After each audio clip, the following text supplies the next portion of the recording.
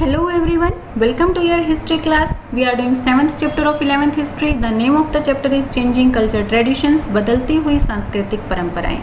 ये इस चैप्टर का 6th और लास्ट पार्ट है. पहले के 5 पार्ट्स को आप मेरे चैनल की प्लेलिस्ट पर जाकर देख सकते हैं.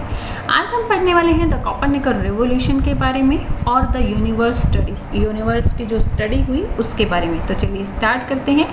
क्रिश्चियंस का नोशन था, क्रिश्चियंस की धारणा थी कि मैन एक सिनर है, मीन्स वो एक पापी है. लेकिन साइंटिस्ट ने उनके इस क्वेश्चन का एक अलग ही तरीके से जवाब दिया. यूरोपियन साइंस में कोपरनिकस के वर्क के साथ एक टर्निंग पॉइंट आया. कोपरनिकस मार्टिन लूथर के ही कॉन्टेम्परेरी थे, मीन्स उसी टाइम के थे. क्रिश्चियंस का मानना था कि मैन के सिन की वजह से, लोगों के पापों की वजह से अर्थ जो है एक सिंफुल प्लेस बन गई है और इसी हैवी बर्डन के साथ वो इमोबाइल भी हो गई है, मीन्स उसकी जो मूवमेंट है वो पूरी तरह से रुक गई है. वो यूनिवर्स के सेंटर में खड़ी हो गई है और सभी प्लैनेट्स जो हैं उसके चारों तरफ मूव करते रहते हैं.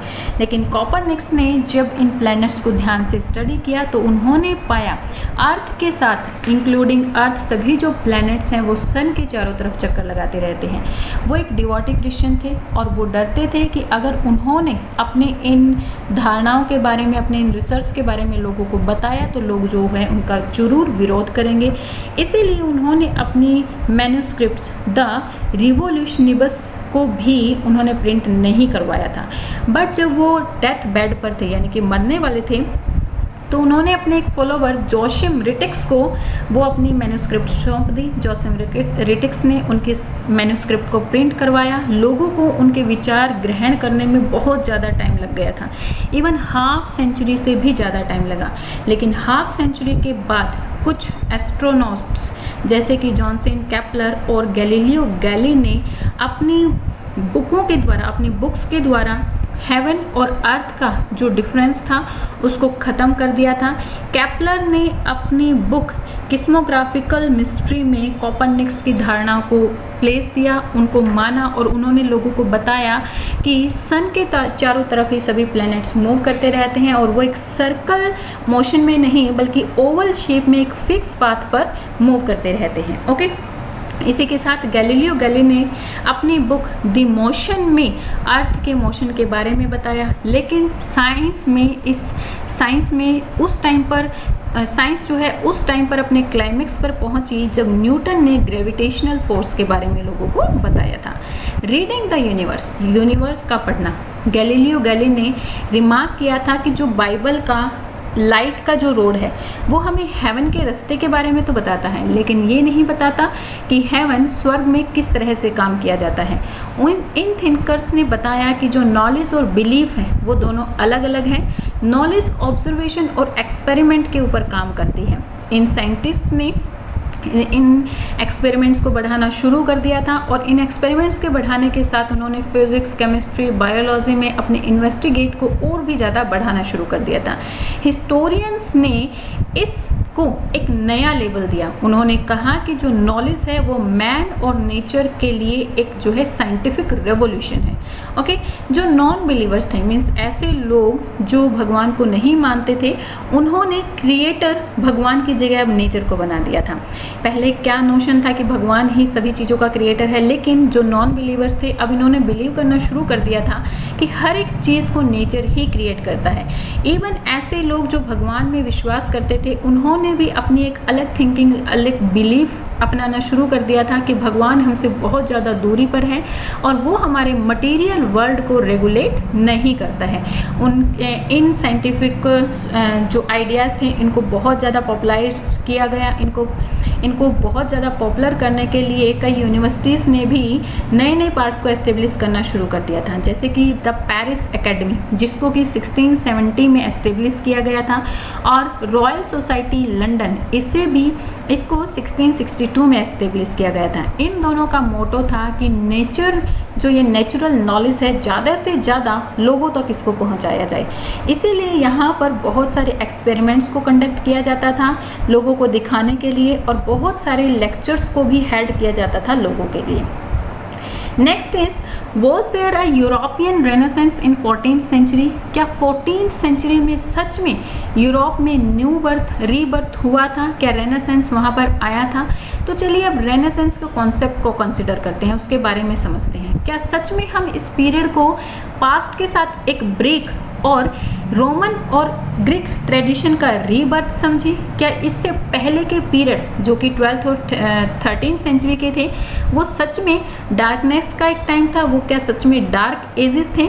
बट जो रिसेंट राइटर्स हैं लाइक पीटर बक इंग्लैंड से, वो सजेस्ट करते हैं कि ब्रैक हॉर्ट्स ने इन डिफरेंसेस को बहुत बढ़ा चढ़ा कर बताया है, और इस डिफरेंसेस को बढ़ा चढ़ाकर बताने के लिए ही उन्होंने रेनेसेंस वर्ड का यूज़ किया है। रेनेसेंस वर्ड का मीनिंग है कि जो ग्रीक और रोमन सिविलाइजेशन था उसका रीबर्थ हो रहा था इस टाइम पीरियड पर। बट बहुत सारे ऐसे आर्ग्यूमेंट्स हैं जो ये हमें बताते हैं कि पहले के जो स्कॉलर्स थे वो भी रोमन और ग्रीक कल्चर से फेमिलियर थे, वो भी रोमन और ग्रीक कल्चर को जानते थे, लेकिन उनके ऊपर धर्म का बहुत ज़्यादा प्रभाव था, इसीलिए उन्होंने रोमन और ग्रीक कल्चर को ज़्यादा एक्सपेंड नहीं किया था। सो जो ब्रैक हॉर्ट की जो ये सजेशंस हैं कि भाई हाँ 15th 14th सेंचुरी का युग एक रेनेसेंस का पीरियड है और उससे पहले के जो एजेस हैं वो डार्क एजेस हैं, तो ये पीटर के अकॉर्डिंग ये सारी चीज़ें बहुत बढ़ा चढ़ा कर की गई हैं। ऐसा नहीं है, पहले की सेंचुरीज में भी कुछ ना कुछ डेवलपमेंट होते ही रहते थे। अगर हम रेनेसेंस को एक डायनामिज्म और आर्टिस्टिक क्रिएटिविटी का युग देखें और मिडल एज को एक डार्क एज की तरह देखें तो ये जो है एक बहुत ही सिंप्लीफिकेशन हो जाएगी इस टाइम की, मीन्स मिडल एज की बहुत ज़्यादा सिंप्लीफिकेशन हो जाएगी। बहुत सारे एलिमेंट्स ऐसे भी हैं जो एसोसिएट करते हैं इस टाइम पीरियड पर, यानी कि 12th और 17th सेंचुरी में भी डेवलपमेंट हो रहे थे। इनको जो है कुछ हिस्टोरियंस ने के द्वारा भी सजेस्ट किया गया है। कुछ हिस्टोरियंस ने बताया है कि 9th सेंचुरी में फ्रांस में सेम लिटरेरी और आर्टिस्टिक ब्लूम कर रही थी। ऐसा नहीं है कि उस टाइम पीरियड पर कोई भी डेवलपमेंट नहीं हो रहे थे। कल्चर चेंजेस इन यूरोप, इस टाइम पर यूरोप में जो भी कल्चर चेंजेस हुए वो सिर्फ हम एक क्लासिकल फॉर्म में नहीं बता सकते हैं। हम ये नहीं कह सकते हैं कि ये सिर्फ एक क्लासिकल सिविलाइजेशन थी जो कि रोम और ग्रीक की क्लासिकल सिविलाइजेशन थी। इस टाइम पीरियड पर आर्कियोलॉजिकल और लिटरेरी रिकवरी भी हो रही थी जो कि ग्रेट एडमायरेशन का ही एक पार्ट है, यानी कि इस सिविलाइजेशन में ग्रेट एडमायरेशन का भी पार्ट है। बट अगर हम स्किल्स और टेक्नोलॉजीज़ की बात करें तो वो एशिया में ग्रीक और रोमन्स के कंपैरेटिवली ज़्यादा हो रही थी। अब एशिया में नेविगेशन की नई नई टेक्नोलॉजीज़ बनना शुरू हो गई थी, यानी कि जहाज़ों पर लोगों ने चलना शुरू कर दिया था और जहाज़ों पर चलने की वजह से उन्होंने दूर दूर एरियाज़ के साथ अपने कॉन्टैक्ट बनाना शुरू कर दिए थे। इस्लाम का जो एक्सपेजिशन था, यानी कि इस्लाम जब बढ़ रहा था और मुस्लिम्स लोग मंगोल्स जो है नए नए एरिया को जो कॉन्कर्ड कर रहे थे, इसकी वजह से एशिया, नॉर्थ अफ्रीका के यूरोप के साथ लिंक होना शुरू हो गई। सिर्फ पॉलिटिकल टर्म्स में ही, यानी कि सिर्फ ट्रेडिंग के लिए ही ये लिंक नहीं बने, बल्कि लोगों ने एक दूसरे के सिविलाइजेशन से, एक दूसरे के कल्चर से सीखना भी शुरू कर दिया था। यहाँ पर लर्निंग स्किल्स भी लोगों में आना शुरू हो गई थी। अब यूरोपियंस ने सिर्फ ग्रीक्स और रोमन से ही नहीं सीखा, बल्कि India, from Arabia, Iran, central Asia और चाइना से भी सीखा। लेकिन इस टाइम पीरियड के जो हिस्टोरियंस थे उनका जो व्यू पॉइंट था वो यूरोप सेंटर्ड था। सो इसीलिए उन्होंने सिर्फ यूरोप के डेवलपमेंट के बारे में लिखा था, बाकी वर्ल्ड के डेवलपमेंट के बारे में उन्होंने अपनी बुक्स में, अपने वर्क्स में कुछ भी नहीं लिखा था। एक और इम्पॉर्टेंट चेंज इस टाइम पीरियड पर आया था कि जो पब्लिक और प्राइवेट लाइफ थी वो अलग अलग होना शुरू हो गई थी। पब्लिक लाइफ का मीनिंग था ऐसा एरिया जो गवर्नमेंट का था, और प्राइवेट लाइफ का मीनिंग था ऐसा स्फेयर, ऐसा एरिया जिसमें फैमिली और अपनी पर्सनल रिलीजन शामिल होते थे। एक इंडिविजुअल यानी कि एक पर्सन प्राइवेट के साथ साथ पब्लिक रोल भी प्ले करता था। वो तीनों ऑर्डर्स का मेंबर होने के साथ साथ अपनी फैमिली का भी मेंबर होता था और उसके पर्सनल कुछ राइट्स भी होते थे। वो सिर्फ अब एक गिल्ड का मेंबर नहीं था, यानी कि जो आर्टिस्ट थे उनकी पहचान अब सिर्फ एक ग्रुप के मेंबर की तरह नहीं बल्कि इंडिविजुअल होना शुरू हो गई थी। 18th सेंचुरी में इंडिविजुअल का जो वर्क था वो पॉलिटिकल फॉर्म में भी ले लिया गया था। मीन्स कि हर एक के अपने पॉलिटिकल राइट्स हैं, हर किसी की अपनी आज़ादी है। दूसरा जो डेवलपमेंट आया वो था यूरोप में जो अलग अलग रीजन्स थे वो सेपरेट होना शुरू हो गए थे। सेपरेटली हर एक एरिया ने अपनी पहचान बनाना शुरू कर दी थी और ये उनकी पहचान लैंग्वेज के बेस पर बनना शुरू हो गई थी। पहले का जो यूरोप था वो रोमन एम्पायर के द्वारा यूनाइटेड किया गया था, बाद में लैटिन और क्रिश्चियन लोगों के द्वारा यूनाइटेड किया गया था।